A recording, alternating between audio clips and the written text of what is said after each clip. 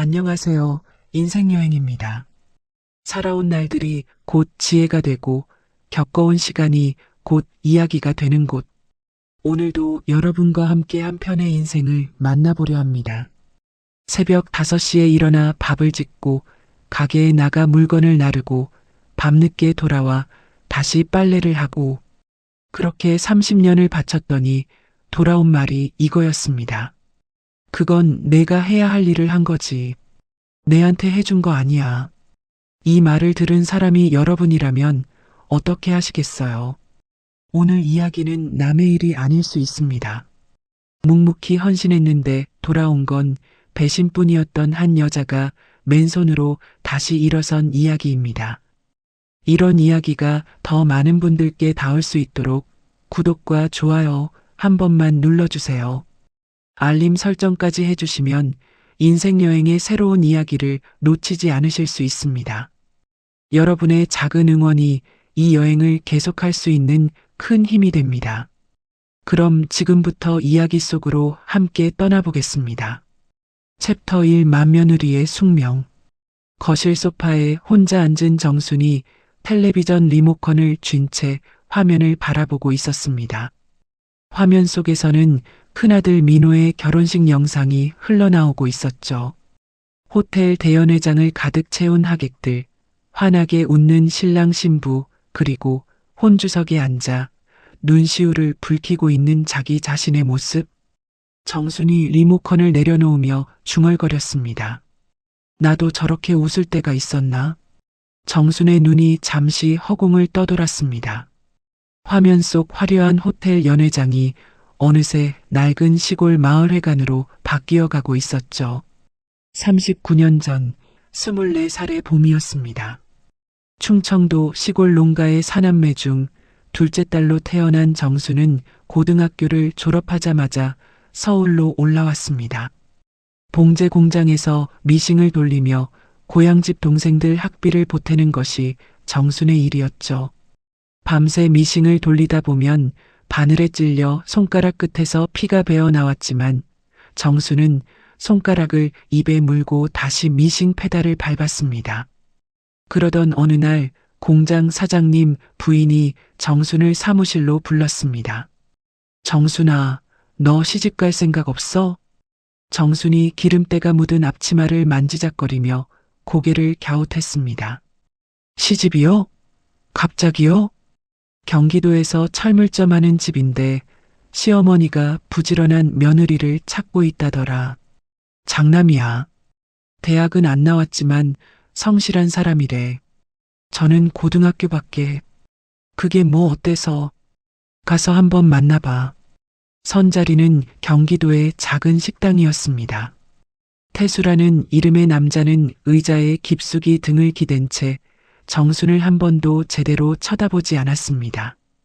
젓가락으로 반찬만 이리저리 뒤적이는 태수의 옆에서 시어머니 봉씨가 정순을 위아래로 훑어보며 입을 열었습니다. 손 좀 펴봐. 정순이 조심스럽게 두 손을 내밀자 봉씨가 정순의 손바닥을 뒤집어 보며 고개를 끄덕였습니다. 손이 크고 억세네. 일은 잘하겠구먼. 얼굴이야 뭐 화장 바르면 되고. 됐어. 이 정도면 우리 집안 며느리 하기에 충분해. 봉씨가 태수의 팔을 툭 쳤습니다. 태수야, 이해 괜찮다. 어디 인사를 해야지. 태수가 고개도 들지 않은 채 젓가락을 내려놓으며 낮게 내뱉었습니다. 어머니가 좋으시면 그렇게 하세요. 정수는 그 말투에서 묘한 서늘함을 느꼈지만 그것이 무엇인지는 알지 못했습니다. 한참 뒤에야 알게 된 사실이지만 태수에게는 같은 동네에서 오래 사귀던 여자가 따로 있었습니다. 봉씨가 집안에 보탬이 될 부지런한 일꾼을 며느리로 들이겠다며 그 여자와 헤어지라고 압박했고 태수는 어머니의 뜻을 끝내 거역하지 못한 것이었죠. 결혼식 준비가 시작되었을 때 정순의 어머니가 봉씨에게 조심스럽게 말했습니다. 사돈어른, 우리 딸이 배움은 짧지만 성실하고 마음이 따뜻한 아이예요. 잘 부탁드려요. 봉 씨가 손을 내저으며 대답했습니다. 아이고, 배움이 뭐가 중요해. 며느리는 손이 부지런하면 되는 거야. 걱정 말아요. 정순의 어머니가 다시 입을 열었습니다. 그래도 예식장은 좀 번듯한 데서 했으면. 봉 씨가 손을 휘휘 내저으며 잘라 말했습니다. 뭘 호들갑이야. 결혼이 뭐 대단한 거라고. 마을회관이면 충분해. 그 돈으로 가게에 물건이나 더 들여놓는 게 낫지. 결혼식은 시골 마을회관에서 치러졌습니다. 하객석에 앉은 정순의 아버지는 고개를 푹 숙인 채 한숨만 내쉬었고 어머니는 손수건으로 눈물을 찍어내고 있었습니다. 신랑 태수는 식이 끝나자마자 축의금 봉투를 어머니 손에 쥐어주고 가게로 먼저 가버렸습니다. 정수는 그날 밤 홀로 신방에 앉아 아무도 오지 않는 문을 바라보고 있었죠. 시댁에 들어온 첫날 새벽 봉 씨가 정순의 방문을 두드렸습니다. 정순아, 5시야. 안 일어나? 정순이 부스스한 눈을 비비며 부엌으로 나가자 봉 씨가 앞치마를 내밀며 말했습니다. 밥부터 해. 시아버지 6시에 드시고 태수는 6시 반. 시동생들은 7시. 도시락도 3개 싸야 하니까 서둘러. 네, 어머니. 밥 다 되면 가게 가서 물건 정리하고 손님 받아. 배달도 내가 해야 해. 저녁에 돌아오면 밥 짓고 빨래하고 걸레질하고. 알았지? 네. 아, 그리고 시아버지 밥은 꼭 뜸 들여서 해. 밥이 설익으면 밥상이 넘어가. 봉 씨의 말은 과장이 아니었습니다. 시아버지 만수는 겉으로는 조용한 사람이었지만 기분이 나쁘면 예고 없이 밥상을 뒤엎는 사람이었죠. 어느 날 저녁이었습니다. 만수가 국을 한 숟가락 떠 맛보더니 숟가락을 탁 내려놓았습니다. 이게 뭐야? 짜서 못 먹겠네. 정순이 급히 일어서며 말했습니다. 아버님, 죄송합니다. 제가 다시. 말이 끝나기도 전에 만수가 밥상 모서리를 확 들어 올렸습니다. 밥그릇과 국그릇이 바닥에 쏟아지며 쨍그렁 소리가 부엌까지 울렸죠. 봉 씨가 거실에서 나오며 정순을 노려보았습니다. 시아버지 밥상을 제대로 차렸으면 이런 일이 있겠어? 빨리 치우고 다시 해. 정수는 바닥에 엎어진 밥알을 손으로 주워 담으며 눈물을 삼켰습니다. 남편 태수는 그런 광경을 보면서도 아무 말이 없었습니다. 하루는 정순이 가게 물건 배치에 대해 의견을 냈습니다. 여기 이 선반을 옮기면 손님들이 더 편하게. 태수가 계산대에서 고개도 돌리지 않고 말을 잘랐습니다. 학교도 제대로 못 나온 게 무슨 장사를 안다고 나서 시키는 것만 해.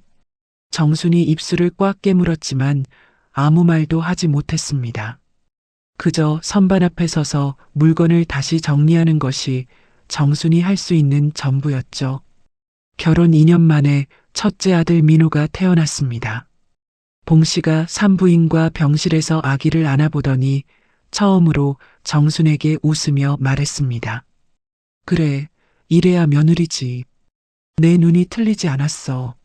하지만 그 웃음은 보름도 가지 않았습니다. 봉 씨가 아이를 보고 있는 정순에게 다가와 말했습니다. 정순아, 가게 일이 밀렸어. 내일부터 나와.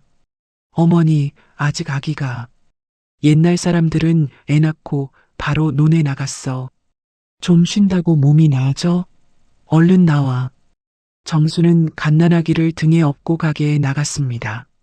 물건을 나르다 아기가 울면 가게 뒷방에서 잠깐 젖을 물리고 다시 나와 손님을 맞았습니다. 그렇게 3년이 흐르고 둘째 아들 준호가 태어났습니다. 아이가 둘이 되면서 정순의 하루는 더 빠듯해졌지만 가게 매출은 눈에 띄게 올랐습니다. 정순이 손님 한 분 한 분의 얼굴과 이름을 외우고 누가 어떤 자재를 주로 사가는지 파악해 미리 준비해 둔 덕분이었죠. 단골 아저씨 한 명이 가게에 들어서며 태수에게 말했습니다. 사장, 사모님이 있어야 물건을 사지. 사모님은 뭘 물어봐도 척척이야. 태수가 아무 대꾸 없이 고개만 돌렸습니다. 작은 동네 철물점이 건축자재까지 취급하는 제법 큰 가게로 커졌지만 정순의 이름으로 돌아온 것은 아무것도 없었습니다. 돈은 전부 봉 씨의 손에서 관리되고 있었고 정순에게는 한 달에 쥐꼬리만 한 용돈이 전부였죠. 챕터 2일만 하는 며느리. 그렇게 눈코 뜰 새 없이 10년이 흘렀습니다. 어느 날 저녁 가게 문을 닫은 뒤 정순이 장부를 펼쳐놓고 계산기를 두드리고 있었습니다. 숫자를 하나하나 맞춰가던 정순의 손가락이 멈추었죠. 매달 일정한 금액이 정체불명의 계좌로 빠져나가고 있었습니다. 정순이 장부 페이지를 넘기며 석 달치, 넉 달치를 거슬러 올라갔습니다. 금액도 계좌도 매달 같았죠. 정수는 입을 꾹 다문 채 아무에게도 묻지 않았습니다. 대신 그 다음 달부터 장부를 더 꼼꼼히 들여다보기 시작했죠. 2달을 더 지켜본 끝에 정수는 그 돈이 어디로 가는지 알아냈습니다. 서울에서 사업을 한다는 큰 시동생 재수와 일본 유학을 간다는 작은 시동생 영수에게 봉 씨가 매달 큰 돈을 보내고 있었던 것이었습니다. 시장에서 나무를 고르고 있을 때 같은 동네 주옥이 정순에게 다가왔습니다. 정순아, 요즘 얼굴이 왜 이렇게 안 좋아? 정순이 나물 봉지를 만지작거리며 한숨을 내쉬었습니다. 언니, 나 좀 이상한 거 발견했는데. 뭔데? 가게 돈이 매달 빠져나가고 있어. 시동생들한테. 주옥이 혀를 차며 정순의 팔을 잡았습니다. 아이고, 너만 몰랐구나. 그 집이 원래 그래. 시동생들한테 다 갖다 바치느라 큰 며느리만 죽어나는 거야. 온 동네가 다 알아. 정순이 나물 봉지를 꽉 쥐었습니다. 손가락 마디가 하얗게 변했지만 정순은 아무 말도 하지 못했습니다. 그 무렵부터 태수의 행동이 달라지기 시작했습니다. 전에는 늦어도 밤 10시 전에는 들어오던 사람이 새벽 2, 3시에 술 냄새를 풍기며 들어오는가 하면 아예 들어오지 않는 날도 생겼죠. 어느 날 아침 정순이 세탁기에 태수의 양복을 넣으려다 안주머니에서 영수증 한 장을 꺼냈습니다. 고급 여성복 매장의 영수증이었는데 금액이 정순의 한 달 용돈보다 많았습니다. 정순이 양복을 든 채 거실로 나갔습니다. 이건 뭐야? 여자 옷 영수증이 왜 당신 양복에서 나와? 태수가 소파에서 신문을 넘기며 대답했습니다. 거래처 사장님 부인 선물이야. 사업하는 사람이 그 정도 인사는 해야지. 거래처 사장님 부인한테 여자 옷을 왜 사? 시끄러워. 아침부터 잔소리야. 정수는 영수증을 주먹 안에 구겨 넣었습니다. 거짓말이라는 걸 알고 있었지만 그 자리에서 더 따질 수가 없었죠. 며칠 뒤 시장에서 주옥이 정순을 골목으로 끌고 갔습니다. 주옥이 목소리를 낮추며 정순의 귀에 대고 말했습니다. 정순아, 이건 나도 말하기 그런데 내가 모르면 안 될 것 같아서. 뭔데 언니? 자네 남편이 건자재 납품하는 그 영신상사 여사장하고 사이가 심상치 않다더라. 정순의 다리에서 힘이 빠졌습니다. 영신상사 대표 섬이라는 정순이 아는 여자였습니다. 짙은 화장에 향수를 뿌리고 가게에 올 때마다 태수와 눈빛을 주고받던 그 여자.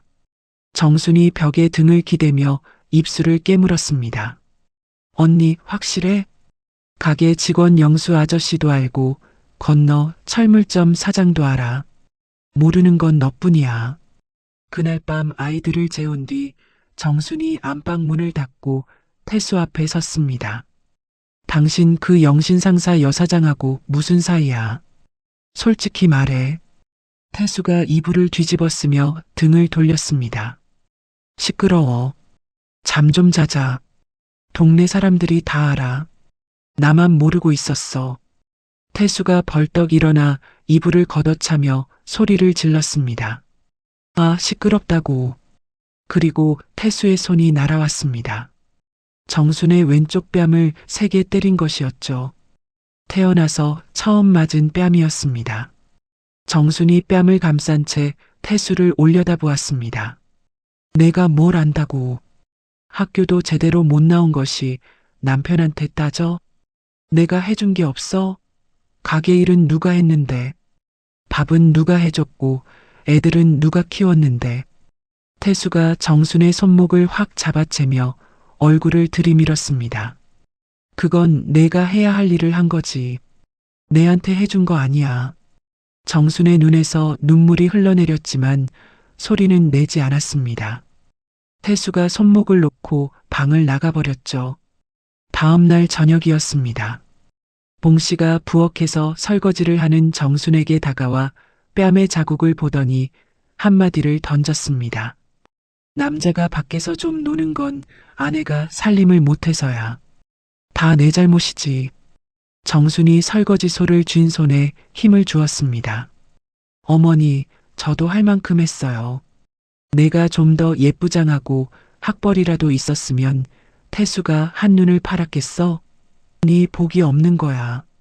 봉씨가 돌아서서 안방으로 들어가 버렸습니다.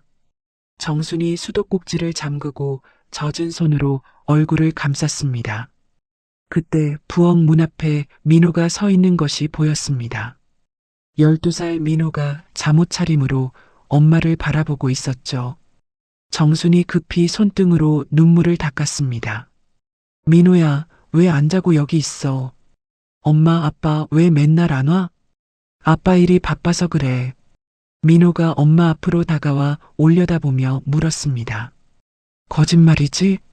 옆집 아줌마가 아빠 나쁜 사람이래. 정순이 숟가락을 놓고 말았습니다.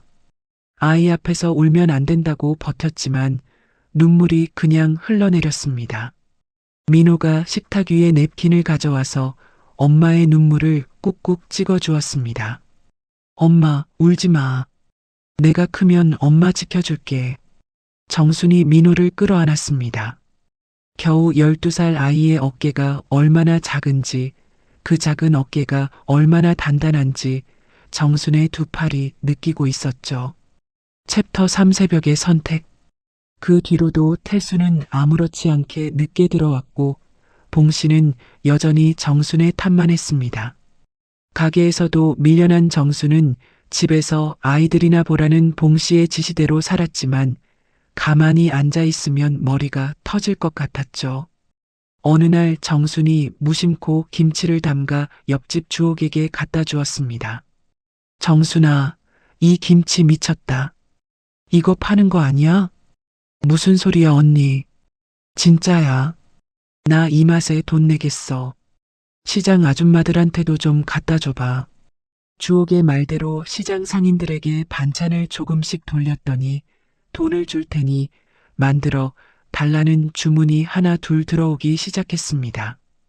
정수는 아이들 등교 시간에 맞춰 새벽 4시에 일어나 반찬을 만들고 봉씨가 일어나는 6시 전에 배달을 마치고 돌아왔습니다. 벌어들인 돈은 봉씨가 모르는 별도 통장에 차곡차곡 넣어두었죠. 하지만 비밀은 오래가지 않았습니다. 한 달쯤 지났을 때 봉씨가 부엌 냉장고를 열더니 빼곡히 들어찬 반찬통들을 보고 눈을 부릅떴습니다. 정순아, 이게 다 뭐야? 그냥 이웃집에 좀 나눠주려고. 거짓말 마. 네가 반찬 장사를 하고 다닌다며? 시장 사람들한테 다 들었어. 봉씨가 냉장고 문을 쾅 닫으며 소리쳤습니다. 이 집안 며느리가 남의 집 반찬을 팔아? 내 체면이 뭐가 되는 거야? 어머니, 저 집에만 있으면 답답해서요. 용돈벌이도 될 겸. 닥쳐.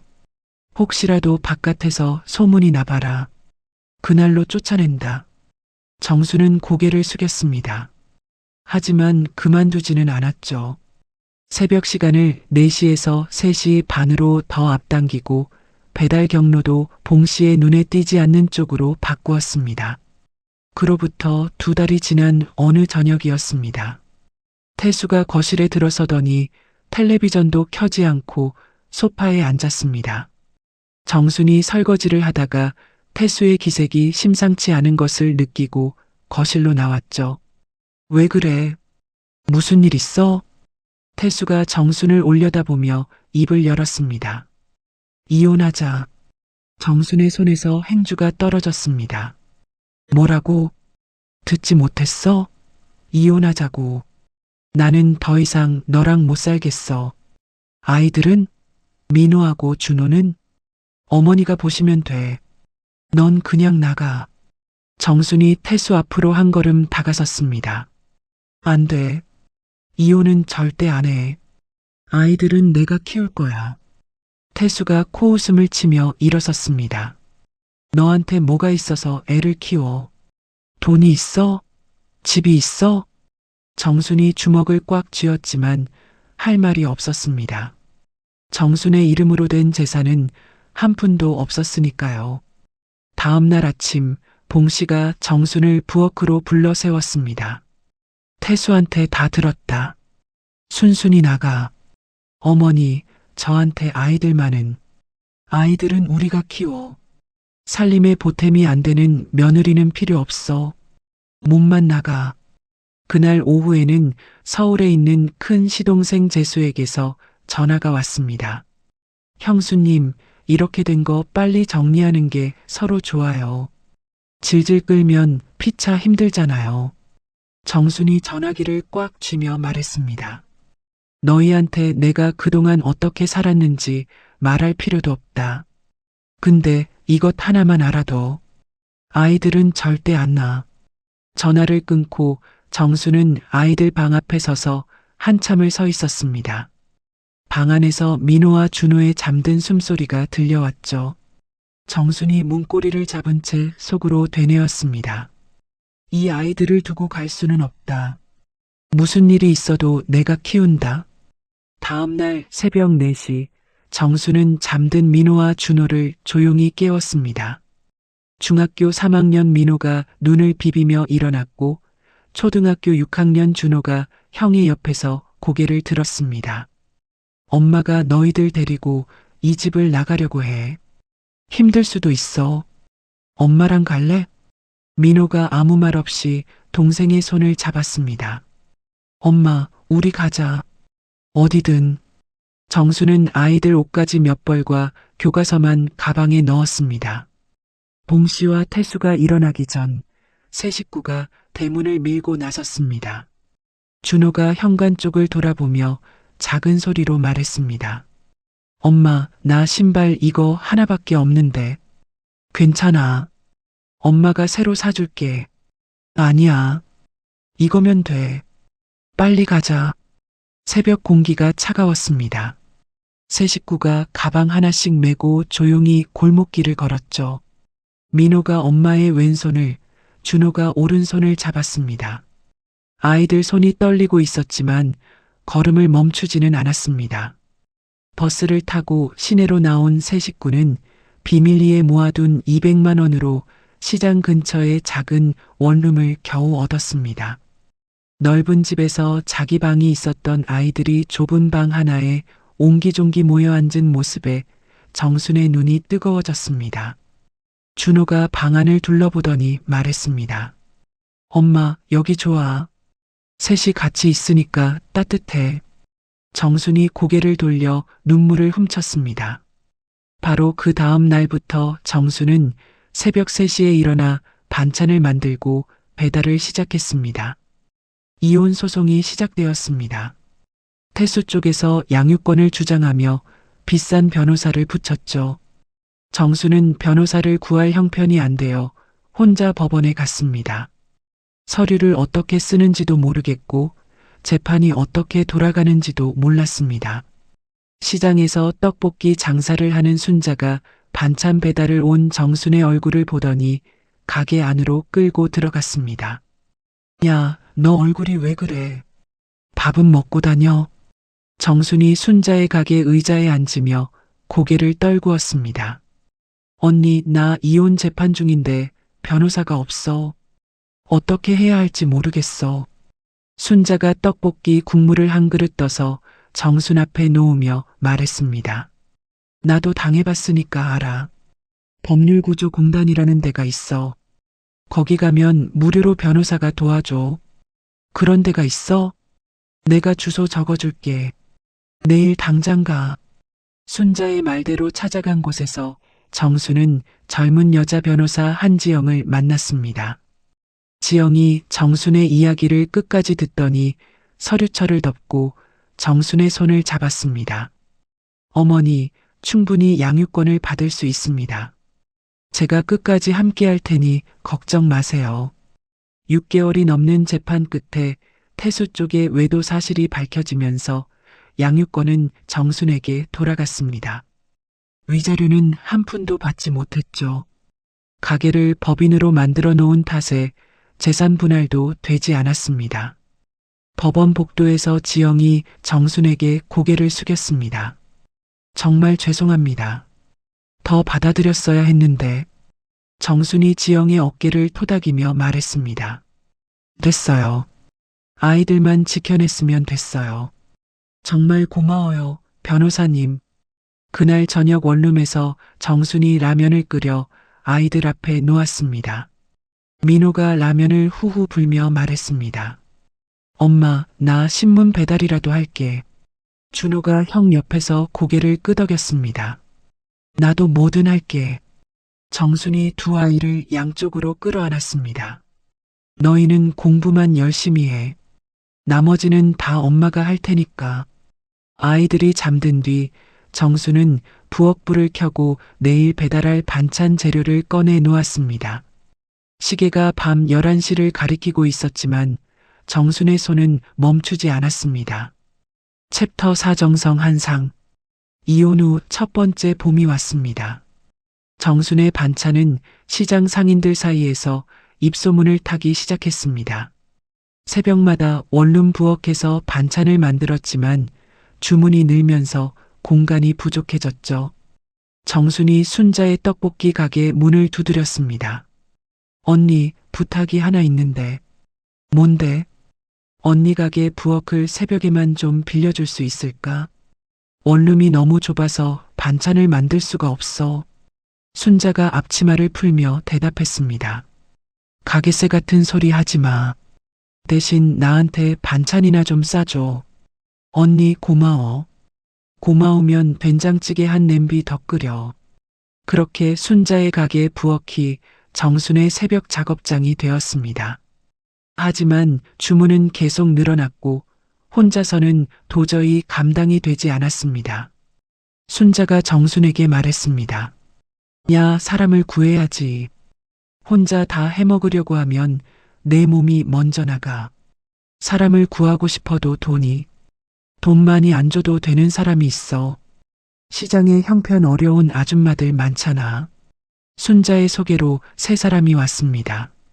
남편이 사업에 실패하고 도망간 경옥, 과부가 되어 딸 셋을 혼자 키우는 말순, 시장에서 허드렛 일을 하던 복녀였죠.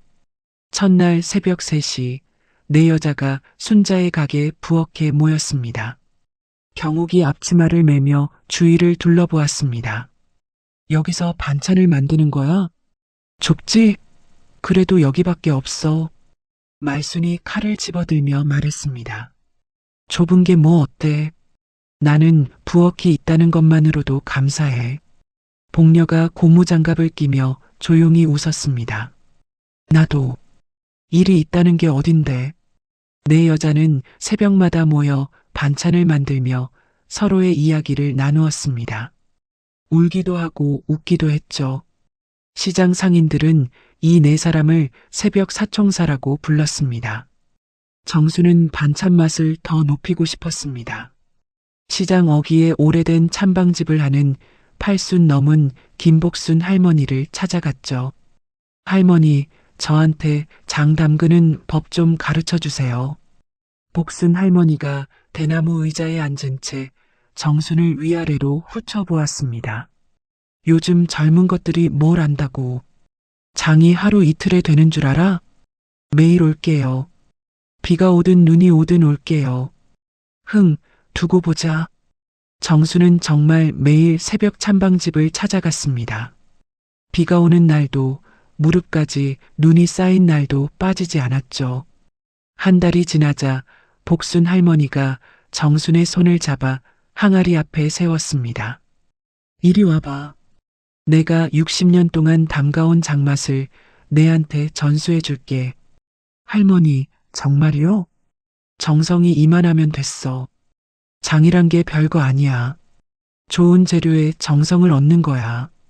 복순 할머니의 장 비법이 더해지면서 정순의 반찬 맛은 한 단계 올라갔습니다.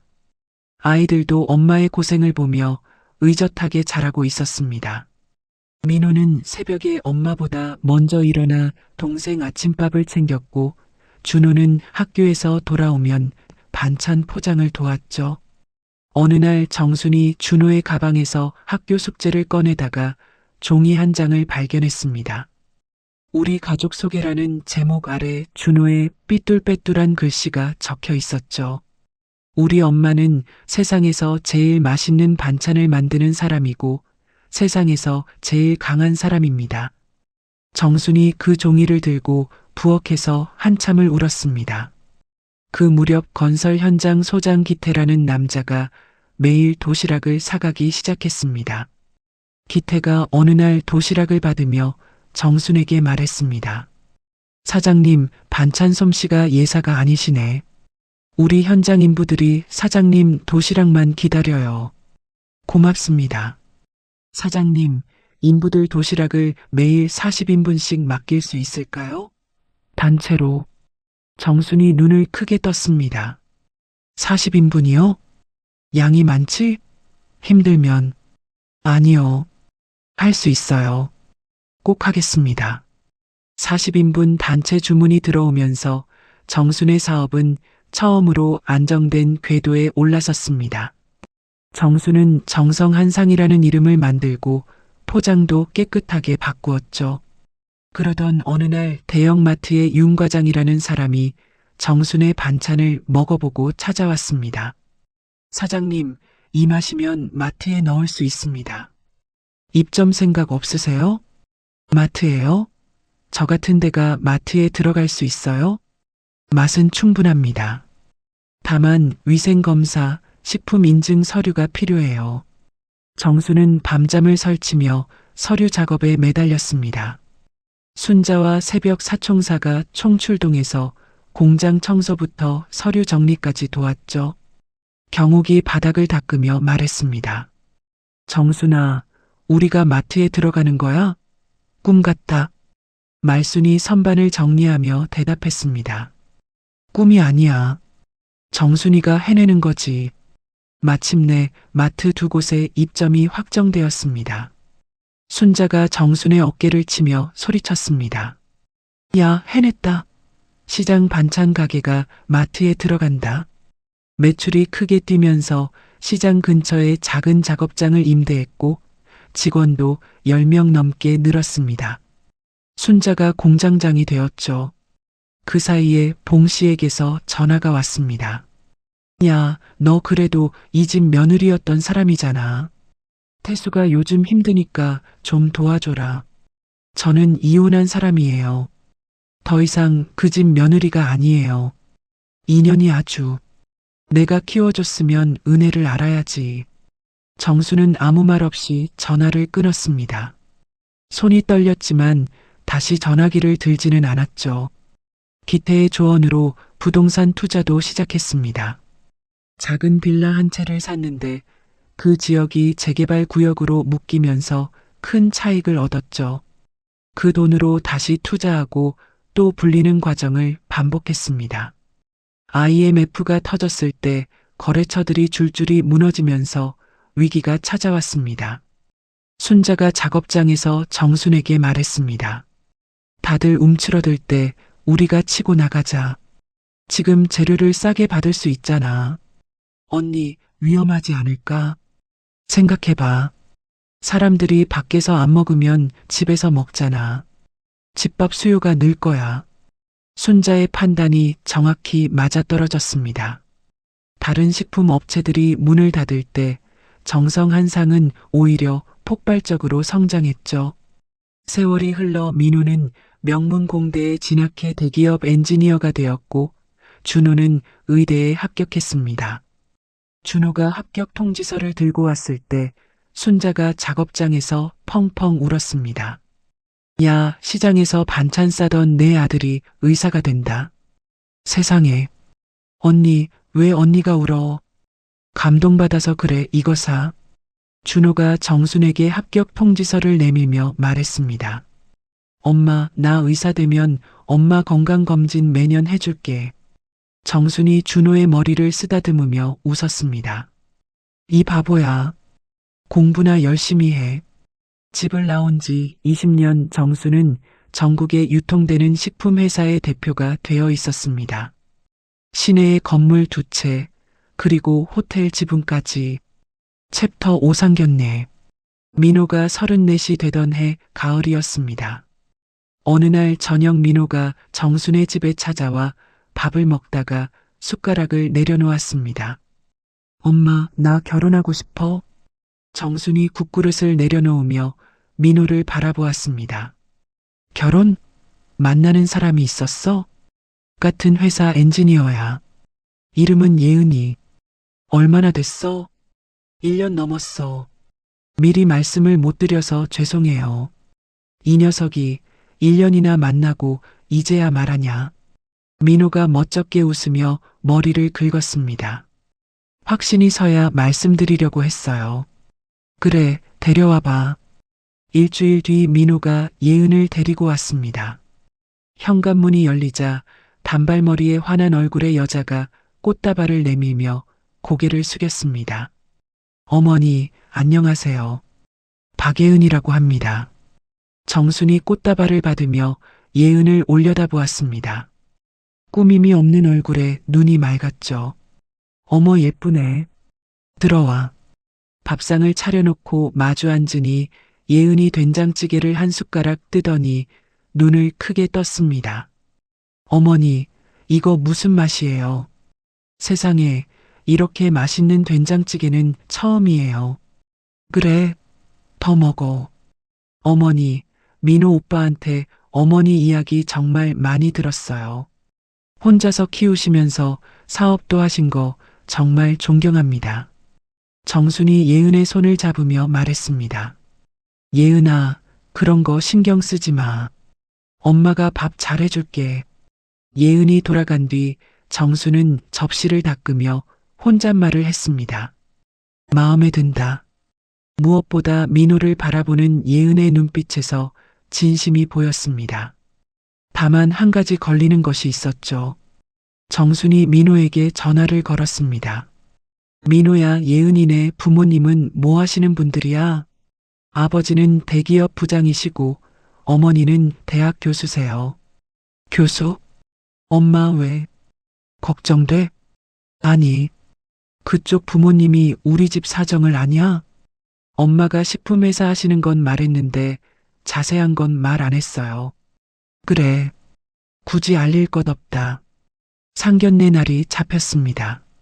정수는 옷장을 열고 한참을 들여다보다가 깔끔하지만 평범한 정장을 골랐습니다. 순자가 전화로 물었습니다. 야, 뭐 입고 가려고? 그냥 평소에 입던 거. 야, 명품 하나 안 걸치고 가게? 난 원래 그런 거 안 해. 있는 그대로 가는 거야. 시내 한정식 집에서 상견례가 시작되었습니다. 예비 사돈 박도영과 강선희가 먼저 도착해 있었죠. 강선희는 명품 가방에 세련된 정장 차림이었고 목에는 진주 목걸이가 걸려 있었습니다. 정순이 자리에 앉자 강선희의 눈이 정순의 옷과 가방과 손목을 순서대로 훑었습니다. 찰나의 실망 같은 것이 강선희의 입꼬리를 스쳐 지나갔죠. 인사를 나눈 뒤 강선희가 먼저 입을 열었습니다. 그러면 사돈께서는 반찬 가게를 하신다고요? 네. 처음에는 시장에서 시작했죠. 혼자 아이 둘을 키우시면서 반찬 장사까지. 고생이 많으셨겠네요. 저로서는 상상이 안 가네요. 정순이 물잔을 들며 담담하게 대답했습니다. 아이들이 알아서 잘 컸어요. 정말 대단하시네요. 그 환경에서 민호의 젓가락이 멈추었습니다. 정순이 민호에게 눈으로 괜찮다는 신호를 보냈죠. 박도연이 분위기를 바꾸려는 듯 말했습니다. 아드님이 정말 훌륭합니다. 대기업 엔지니어의 동생은 의대라면서요. 감사합니다. 강선이가 물잔을 내려놓으며 다시 말을 이었습니다. 둘째 아드님이 의대라니 정말 대단해요. 그 환경에서 의대까지 보내시다니. 정순이 미소를 지은 채 반찬을 집으며 대답했습니다. 환경이 좀 부족했어도 아이들이 채워줬어요. 상견례가 끝나고 차에 오른 민호가 핸들을 잡은 채 입을 열었습니다. 엄마, 죄송해요. 예은이 어머니가 좀. 됐어. 엄마가 신경 쓸 일 아니야. 그래도 그 환경에서라는 말이. 정순이 조수석에서 창밖을 바라보며 말했습니다. 신경 쓰지 마. 엄마는 그 정도에 흔들릴 사람이 아니야. 하지만 그 뒤가 문제였습니다. 결혼 준비가 시작되면서 강선희의 요구가 이어졌죠. 민호가 전화로 전했습니다. 엄마, 예은이 어머니가 예단 목록을 보내셨는데. 뭐가 있는데? 명품 가방 3개, 시계 2개, 보석 세트까지. 금액이 얼마? 다 합치면 수천만 원이에요. 정순이 전화기를 바꿔주며 물었습니다. 신혼집은? 남자 쪽에서 마련하는 거라고. 지역이랑 평수까지 말씀하셨어. 그래. 엄마가 알아서 할게. 엄마, 부담되면 안 해도 돼. 내가 이야기할게. 민호야, 엄마가 알아서 한다고 했지. 정수는 전화를 끊고 순자에게 전화를 걸었습니다. 언니, 나 좀 도와줘. 왜, 무슨 일인데? 피부과 좀 같이 가줘. 미용실도. 뭐? 야, 내가 웬 피부과? 아들 결혼식인데 엄마가 초라하면 안 되잖아. 그래, 그 잘난 사돈한테 제대로 한번 보여줘야지. 순자가 직접 정순을 데리고 다니며 피부 관리, 헤어, 네일, 의상까지 챙겼습니다. 정수는 결혼 준비를 조용히 자기 방식대로 진행했습니다. 신혼집은 시내 최고급 아파트를 민호 명의로 매입했고 예단은 강선희가 보내온 목록보다 몇백억이 높은 것으로 준비했죠. 결혼식장은 정순이 지분을 가진 시내 호텔 최고층 스위트 연회장으로 예약했습니다. 이 모든 것을 사돈 쪽에는 일절 알리지 않았죠. 결혼식 전날 밤 정순이 혼자 거실에 앉아 오래된 사진 한 장을 꺼내 보았습니다. 마을회관에서 찍은 자신의 결혼식 사진이었죠. 사진 속 24살의 정수는 값싼 한복을 입고 어색하게 웃고 있었고 옆에 선 태수는 카메라를 보지도 않고 있었습니다. 정순이 사진을 오래 바라보다가 서랍에 넣으며 중얼거렸습니다. 내 아들은 다르게 해줄 거야. 챕터 6 회장님. 결혼식 당일 아침이었습니다. 정수는 단정하게 차려입고 호텔에 일찍 도착했습니다. 로비를 지나 엘리베이터를 타고 최고층 연회장으로 올라가자 총지배인 박 부장이 허리를 굽혀 인사했습니다. 회장님, 오늘 정말 축하드립니다. 모든 준비 완벽하게 해놓았습니다. 고마워요. 꽃 배치는? 회장님 말씀대로 하얀 장미로 전부 교체했습니다. 수고했어요. 오늘 오시는 사돈분들께 최고로 신경 써주세요. 네, 물론입니다. 정순이 연회장 안을 한 바퀴 둘러보았습니다. 통유리 너머로 도시 전경이 한눈에 내려다 보였고 테이블마다 하얀 장미와 은색 촛대가 세팅되어 있었죠. 정순이 고개를 끄덕이며 로비로 내려왔습니다. 잠시 뒤 예비 사돈 부부가 호텔 정문을 통해 들어섰습니다. 강선희는 하늘색 투피스 정장에 명품 가방을 들고 있었고 박도연은 감색 양복 차림이었죠. 강선희가 로비의 샹들리에를 올려다보며 남편에게 말했습니다. 여보, 여기 꽤 괜찮은 곳이네. 반찬 가게 하시는 분이 어떻게 여길 잡았을까? 글쎄, 아마 민호 씨가 알아봤겠지. 요즘 젊은 사람들이 이런 건 잘 찾으니까. 그때 총지배인 박 부장이 로비를 가로질러 정순에게 다가갔습니다. 박 부장이 허리를 깊이 숙이며 말했습니다. 회장님, 사돈분들 도착하신 것 같습니다. 연회장으로 안내할까요? 강선희의 얼굴이 굳어졌습니다. 박도연이 아내의 팔을 살짝 잡았죠. 강선희가 목소리를 낮추며 남편에게 물었습니다. 여보, 지금 저 사람이 뭐라고 한 거야? 회장님이라고 한 거야? 조용히 해. 정순이 사돈 부부에게 다가와 미소를 지으며 말했습니다. 어서 오세요. 올라가시죠. 엘리베이터 안에서 강선희가 참지 못하고 물었습니다. 사돈. 아까 그 직원이 회장님이라고 한 것 같은데. 아, 이 호텔 지분을 제가 좀 가지고 있어요. 그래서 여기서 하면 편할 것 같아서요. 지분이요? 강선희의 목소리가 떨리고 있었습니다. 엘리베이터 문이 열리고 최고층 연회장이 모습을 드러냈죠. 통유리 너머로 펼쳐진 도시 전경, 하얀 장미로 가득한 테이블, 은색 촛대 위로 흔들리는 촛불.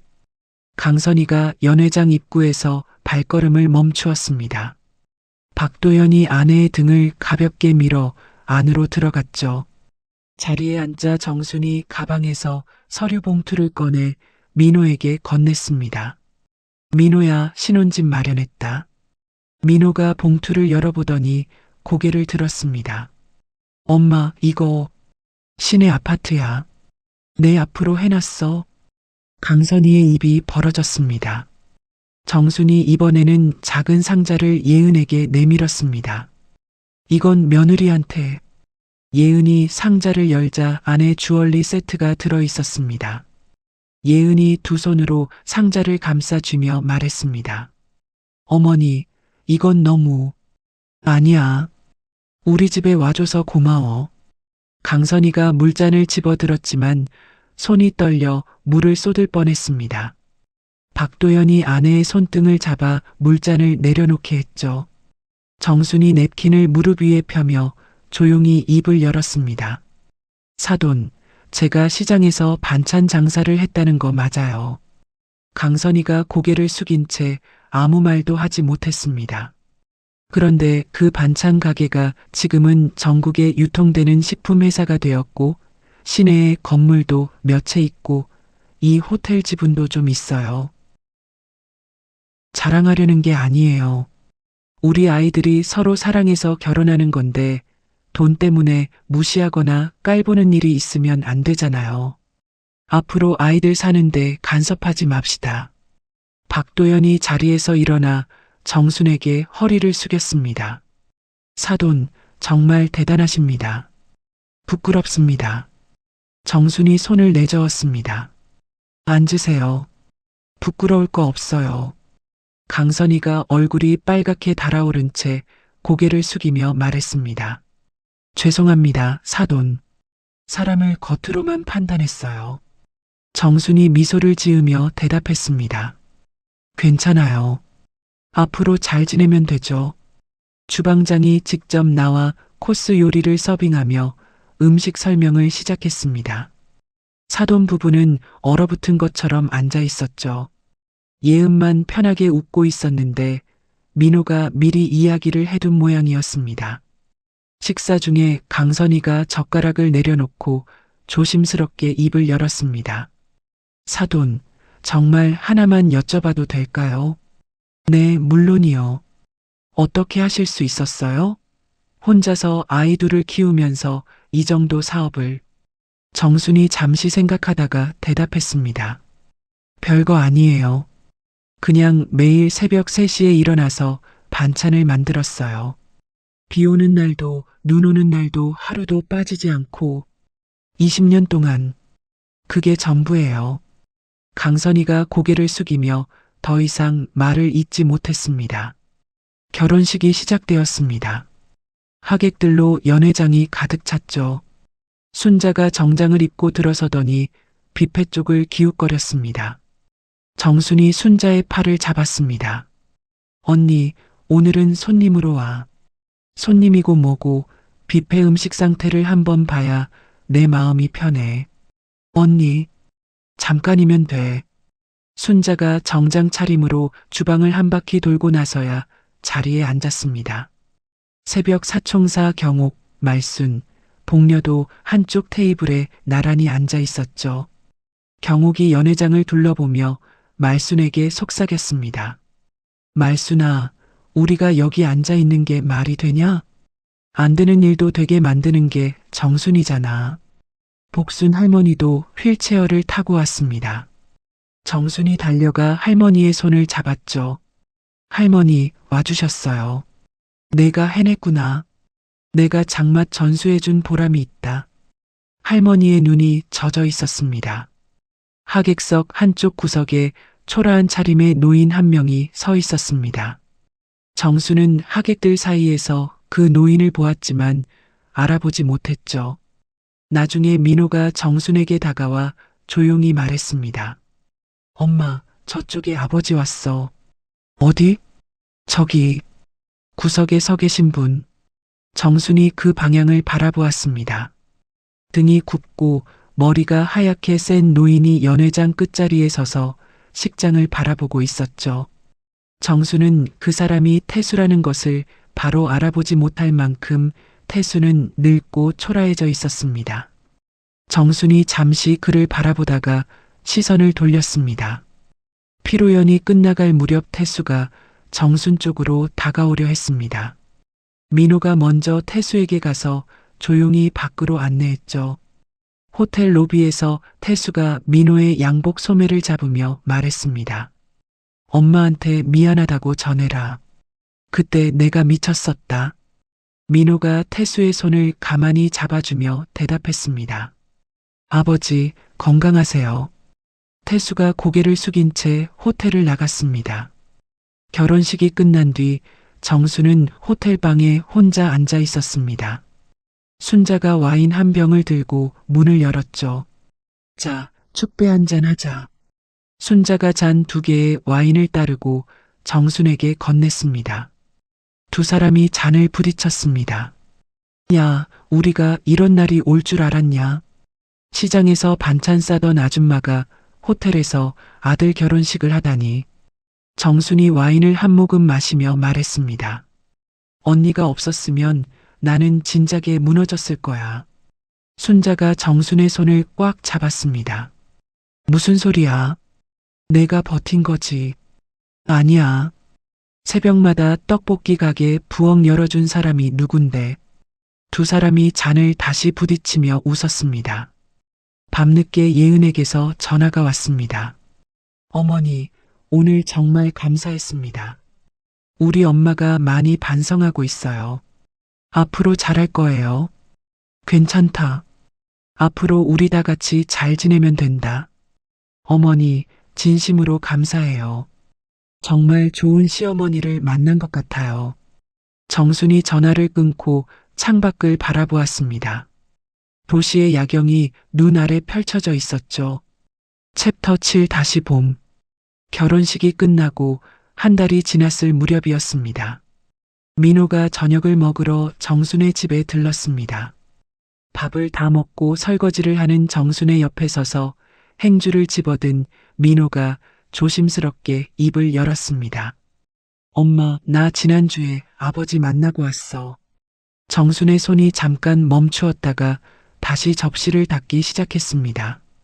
그래, 아버지가 연락을 해서 한 번만 보자고 해서 나갔어요. 그래서 민호가 행주로 접시를 닦으며 말을 이었습니다. 이혼하고 나서 그 영신상사 여사장이랑 재혼했었대요. 근데 그 여자가 가게 돈을 다 빼돌리고 다른 남자랑 도망갔다고. 정순이 수도꼭지를 잠그며 물었습니다. 가게는? 부도 났대요. 할머니가 삼촌들한테 보냈던 돈도 다 날렸대요. 큰 삼촌은 사업 망하고 작은 삼촌은 사기당하고 시어머니는 5년 전에 돌아가셨대요. 삼촌들은 연락이 끊겼고 정순이 개수대 앞에 서서 한참 아무 말도 하지 않았습니다. 민호가 엄마의 표정을 살피며 조용히 말했습니다. 아버지가 그러더라. 그때 자기가 미쳤었다고. 엄마한테 미안하다고. 애들한테도 아버지 노릇 못해서 미안하다고. 정순이 행주를 개어 걸대에 걸며 대답했습니다. 알았어. 아버지한테 건강하시라고 전해. 엄마. 됐어. 밤 늦었으니 얼른 가. 민호가 현관에서 신발을 신으며 돌아보았습니다. 엄마, 나는 엄마가 어떤 결정을 하든 따를 거야. 그래. 조심해서 가. 문이 닫히고 정수는 거실 소파에 앉았습니다. 30년 전 새벽 두 아이의 손을 잡고 대문을 나서던 그 순간이 잠깐 떠올랐죠. 차가운 새벽 공기, 떨리는 아이들의 손, 뒤를 돌아보지 않겠다고 다짐하던 29살의 자신. 정순이 소파 쿠션을 꾹 눌렀다가 놓으며 중얼거렸습니다. 미련이 아니야. 그냥 지나간 거야. 며칠 뒤 정순이 순자를 만났습니다. 순자의 사무실에서 커피를 마시며 정순이 입을 열었습니다. 언니, 나 하고 싶은 일이 하나 있어. 뭔데? 재단을 하나 만들려고. 재단? 무슨 재단? 이혼이나 가정 문제로 힘든 여자들 도와주는 재단. 창업 자금도 대주고 기술 교육도 시키고. 순자가 커피잔을 내려놓으며 정순을 바라보았습니다. 갑자기 왜? 결혼식 날 옛날 사진을 보는데 30년 전에 나한테 누가 손을 내밀어 줬더라면 그렇게까지 힘들지는 않았을 거란 생각이 들더라고. 언니가 떡볶이 가게 부엌을 열어줬잖아. 복순 할머니가 장 담그는 법을 가르쳐 줬잖아. 나도 누군가한테 그런 사람이 되고 싶어. 순자가 한참 정순을 바라보다가 입을 열었습니다. 이름은 정했어? 다시 봄. 다시 봄. 겨울이 지나면 반드시 봄이 온다는 뜻이야. 순자가 픽 웃으며 커피잔을 들었습니다. 좋다. 근데 이사장은 누가 해? 언니. 뭐? 이사장 언니가 해. 야, 떡볶이 아줌마가 이사장이라니 세상 참 웃기다. 언니보다 이 일에 맞는 사람이 어딨어. 언니가 다 겪어봤잖아. 순자가 커피를 한 모금 마시더니 고개를 끄덕였습니다. 알았어. 하는 김에 제대로 하자. 재단 사무실이 꾸려지고 첫 번째 교육생 모집이 시작되었습니다. 요리, 제과, 바리스타 과정이 마련되었고 정수는 매주 직접 교육 현장에 나가 자기 경험을 나누었죠. 첫 번째 교육생 중에 30대 여자 수진이 있었습니다. 남편의 폭력을 피해 아이 둘을 데리고 도망쳐 나온 수진은 갈 곳도 돈도 없는 상태였죠. 수진이 재단 문을 밀고 들어온 첫날, 정순이 수진에게 앞치마를 내밀며 말했습니다. 이름이 뭐예요? 김수진이요. 수진 씨, 반찬 만들어 본 적 있어요? 집에서 해먹는 정도밖에. 그거면 됐어요. 이리 와요. 정순이 수진에게 칼 잡는 법부터 알려주었습니다. 수진이 처음 만든 반찬을 맛보고 고개를 떨구었죠. 형편없죠? 저 이런 것도 못하나 봐요. 수진의 눈이 붉어지고 있었습니다. 정순이 수진의 어깨를 잡으며 말했습니다. 나도 처음엔 그랬어요. 100번 만들면 돼요. 정말요? 내가 처음 반찬을 만들었을 때 동네 아줌마가 뭐라고 했는지 알아요? 맛이 이상하다고 했어요. 근데 다음날 또 만들고 그 다음날 또 만들었더니 사 먹겠다고 줄을 서더라고. 수진이 손등으로 눈물을 닦았습니다. 제가 할 수 있을까요? 할 수 있어요. 두 손 있잖아요.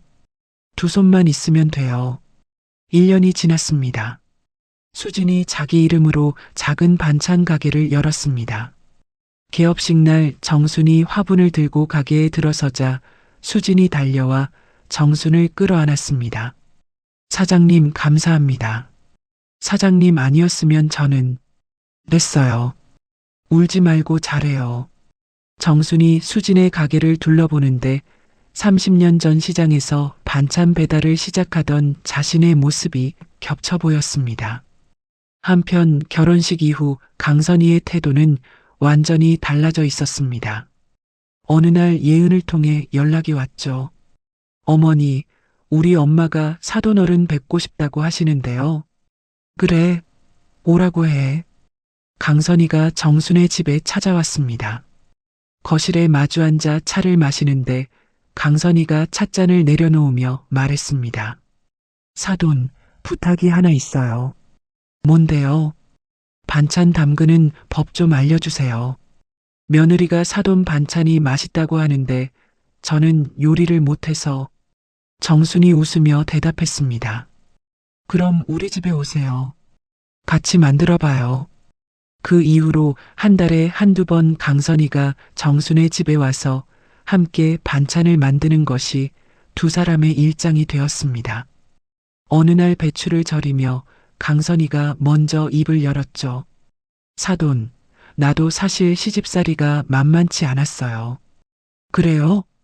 교수라는 직함 뒤에 숨기만 했지 속으로는 많이 힘들었어요. 시어머니한테 무시받고 남편한테 인정받으려고 발버둥 치고. 강선희가 배추잎을 뒤집으며 말을 이었습니다. 그래서 그랬나 봐요. 남을 깔보면 내가 올라간 것 같은 착각을 했던 거예요. 사돈한테도 그랬고. 정순이 소금을 뿌리며 담담하게 대답했습니다. 사람은 다 그래요. 자기가 아프면 남한테 아픈 걸 돌리게 돼요. 저도 그랬어요. 사돈은 그래도 안 그랬잖아요. 아니에요.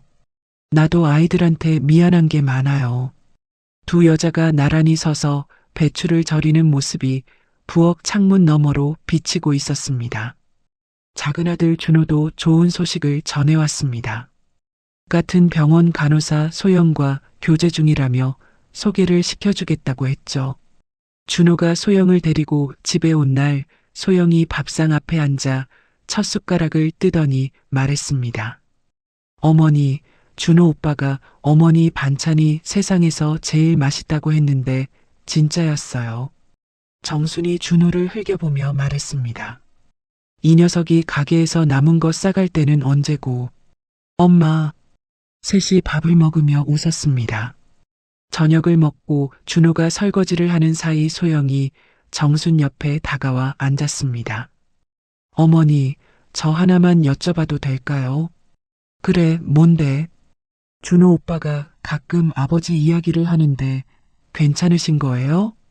정순이 소영을 바라보았습니다. 준호가 뭐라고 하던? 자세한 건 안 하고 그냥 아버지가 좀 힘들게 사신다고만. 소영아. 네. 그건 지나간 일이야. 내가 신경 쓸 건 앞으로 이 아이들이 잘 사는 거야. 내가 준호 곁에 있어주면 그걸로 된 거야. 소영이 고개를 끄덕이며 정순의 손을 잡았습니다.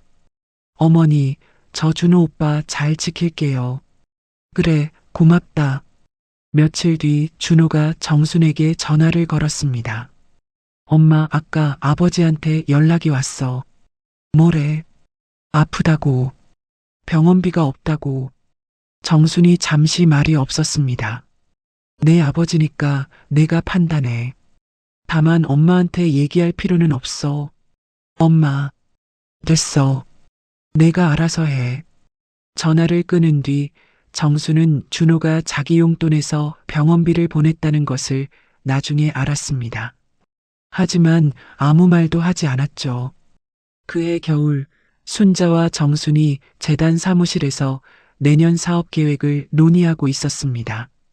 서류를 넘기던 순자가 펜을 내려놓으며 말했습니다. 야, 우리 시장에서 처음 만났을 때 기억나? 기억하지. 내가 애들 데리고 울면서 일자리 달라고 했을 때 언니가 떡볶이 한 접시 줬잖아. 그때 그 떡볶이가 내 인생에서 제일 맛있는 음식이었어. 순자가 코를 훌쩍이며 웃었습니다. 그래서 내가 이사장이지. 두 사람의 웃음소리가 사무실을 가득 채웠습니다.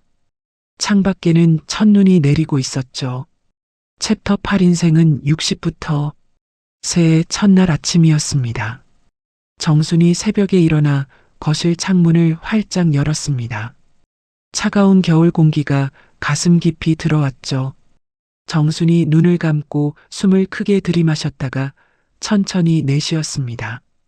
벽에 걸린 달력에 빨간 동그라미가 쳐져 있었습니다. 요리학원 첫 수업 날이었죠. 30년 넘게 반찬을 만들었지만 제대로 배워본 적은 한 번도 없었습니다. 수강생들 사이에서 정순이 가장 나이가 많았습니다. 강사가 실습실을 둘러보며 물었습니다. 혹시 요리 경험이 있으신 분? 정순이 손을 들었습니다. 반찬을 좀 만들어 봤습니다. 어떤 반찬이요? 이것저것요. 실습이 시작되자 정순이 칼을 집어들고 물을 채 썰기 시작했습니다. 강사가 정순의 칼질을 보더니 눈을 크게 떴죠. 어머, 이건 프로 수준이신데요. 옆에서 지켜보던 70대 수강생 영자가 물었습니다. 어머, 뭐 하시는 분이세요? 반찬 회사를 좀 하고 있어요. 사장님이 요리 학원을요? 사장님보다 잘 만드는 사람이 어디 있다고. 정순이 칼을 내려놓고 웃으며 대답했습니다. 내가 만드는 건 손맛이고 배우러 온 건 기술이에요. 아무리 잘해도 배울 건 있는 법이에요. 영자가 고개를 끄덕이며 말했습니다. 맞아요. 나도 그 마음으로 왔어요. 평생 밥만 했는데 케이크를 배우고 싶어서. 케이크요? 손주가 할머니 케이크를 먹고 싶다고 해서. 사 먹는 거 말고 내가 직접 만들어주고 싶어서요. 정순이 영자의 손을 잡았습니다. 그럼 우리 같이 열심히 해요. 그 무렵 다시 봄 재단의 활동이 신문에 실리면서 한 방송국에서 연락이 왔습니다. 정순의 이야기를 다큐멘터리로 만들고 싶다는 제안이었죠. 정순이 순자에게 전화를 걸었습니다. 언니, 방송국에서 연락이 왔어. 다큐를 찍겠다는데. 찍어. 당연히 찍어야지. 나는 별로인데. 야, 내 이야기가 알려지면 지금 힘든 여자들한테 큰 힘이 돼. 내가 해냈으니까 나도 할 수 있겠다고 생각하게 된다고. 정순이 한참 고민하다가 대답했습니다. 언니, 하나만 약속해줘. 뭔데? 나를 대단한 사람으로 포장하지 마. 그냥 평범한 엄마가 아이들 키우려고 버텨온 이야기. 그걸로 충분해. 촬영을 위해 오랜만에 시장을 찾았습니다. 순자의 옛 떡볶이 가게 자리에는 체인점이 들어서 있었죠. 정순이 가게 안쪽 부엌에 들어서자 발걸음이 멈추었습니다. 새벽마다 네 여자가 모여 반찬을 만들며 울고 웃던 그 좁은 부엌. 카메라 앞에서 정순이 담담하게 이야기를 하다가 목이 메었습니다. 여기서 경옥이, 말순이, 복녀가 새벽마다 모여서 반찬을 만들었어요. 서로 이야기를 들어주고 울고 또 웃고. 그게 아니었으면 나는 버티지 못했을 거예요.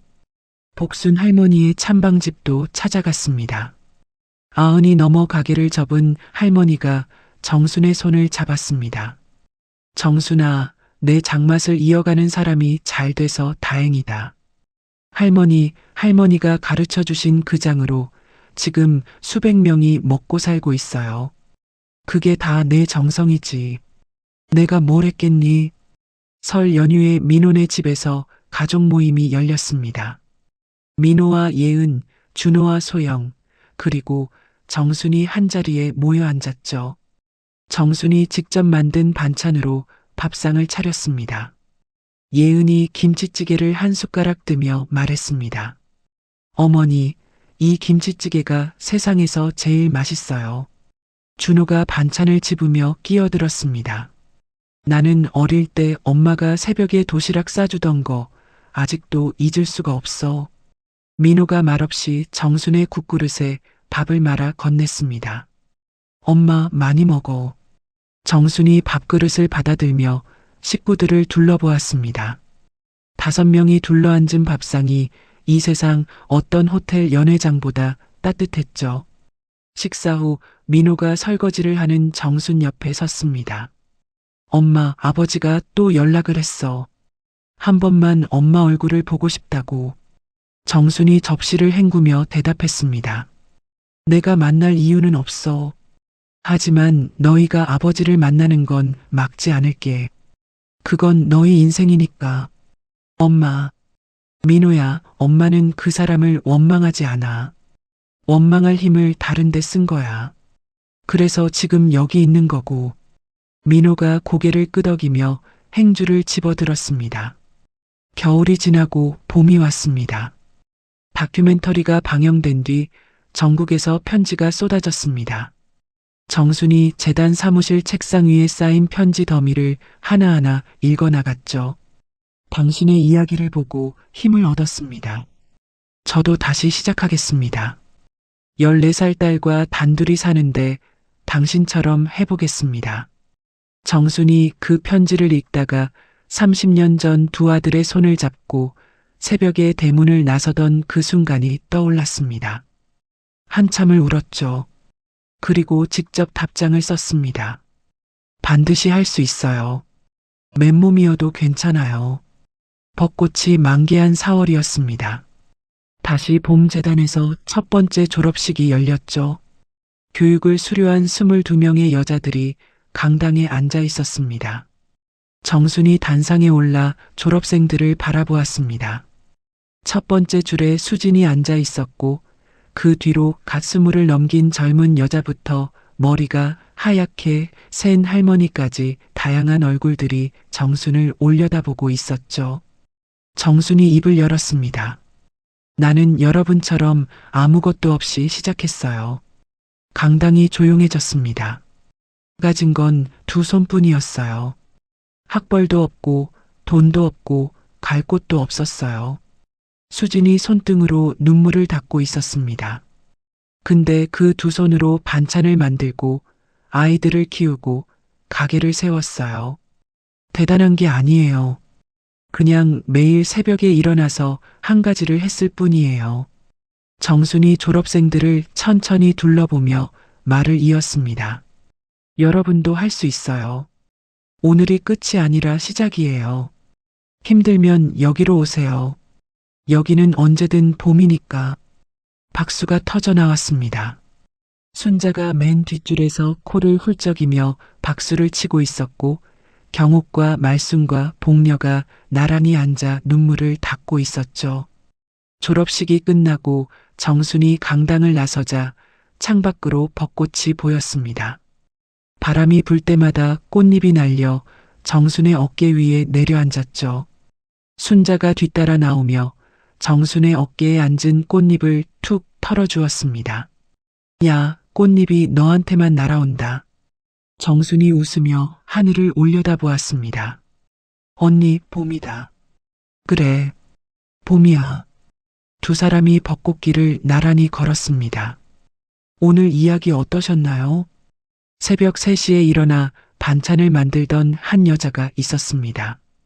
시집살이 30년 맨몸으로 쫓겨나 두 아들의 손을 잡고 원룸에서 다시 시작한 여자. 그 여자가 결국 해냈습니다. 이 이야기가 우리에게 말해주는 건 이거예요. 대단한 능력이 아니라 포기하지 않는 마음이 인생을 바꾼다는 것.